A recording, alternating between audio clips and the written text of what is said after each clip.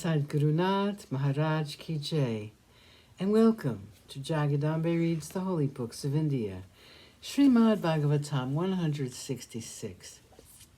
As you may remember, Sukanya inadvertently hurt a rishi, and to pacify his anger, her father gave her to him. Sukanya was given in marriage to Chavana, and she went with him to stay in his ashram. In that one moment when her father's army suffered because of her thoughtlessness, Sukanya lost her childishness and became a woman. She served her lord like Devahuti served Kardama. Once the heavenly twins, the Ashwini Kumaras, came to the ashram of Chavana. The rishi had been pleased with the devotion of Sukanya, and he wanted to please her. He therefore asked the boon of the Ashvins. After honoring them, he said, "You are divine physicians.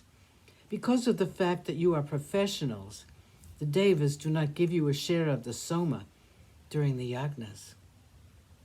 You are considered as inferior gods. If you make me young and handsome and desirable, I will in return make you get a share of the soma."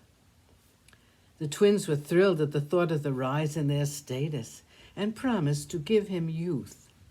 After several incantations, they asked Chavana to enter a lake which had been treated by them. He did so, and so did they. A moment passed, and out of the lake there arose 3 young men. All were handsome, and all 3 of them were wearing garlands of lotuses. Their ears were decked with jewels, and they were wearing lovely silks. Sukanya, the purest of women, looked at them and was at a loss as to who was her lord. She fell on the ground and addressed the twins, "Please have pity on me and see to it that my chastity is not harmed in any way. Please stand apart and let me know who my lord is." They were pleased with her and revealed themselves as apart from Chavana. They then took leave of them and went back to the heavens. In the meantime, Sharyati, Sukanya's father, wanted to perform a yagna, and he came to Chavana's ashram to consult him about it. When he entered the ashram, he found his daughter with a young man who was as handsome as a god. The king was horrified at the sight. Sukanya rushed to him with a glad cry and fell at his feet. The father, however, would not bless her and turned his face away. She did not know what had displeased him. There was an angry look on her father's face, and very naively she asked, "Father, why are you looking so angry? Why do you look as though you are displeased with me? I'm seeing you after so many days, and I'm hurt that you are not pleased to see me. You were once so fond of me, but now you are not, evidently. Tell me, Father, what have I done to incur this displeasure?" Sharyati looked at her and said, "How dare you stand before me and ask such a question? You are not fit to be my daughter. Born as you are in the great race of Manu, how could you become an Asati? Indeed, the great Rishi Chavana has been deceived by you.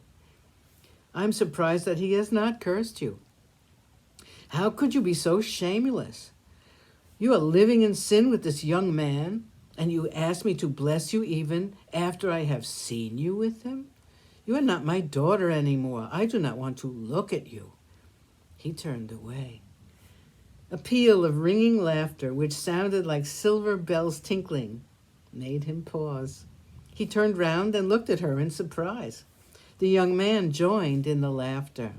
They both came near him, and Sukanya said, "Father, I have not sinned. This young man is your son-in-law. He is the great Rishi, and no one else." They told him what had happened, all about how the Ashwins were responsible for their good fortune. Chavana performed the Soma Yagna for Sharyati, and during the yagna, he offered the soma to the Ashwins also. Sadgurunath Maharaj Ki Jai. Thank you for coming. I hope you come again.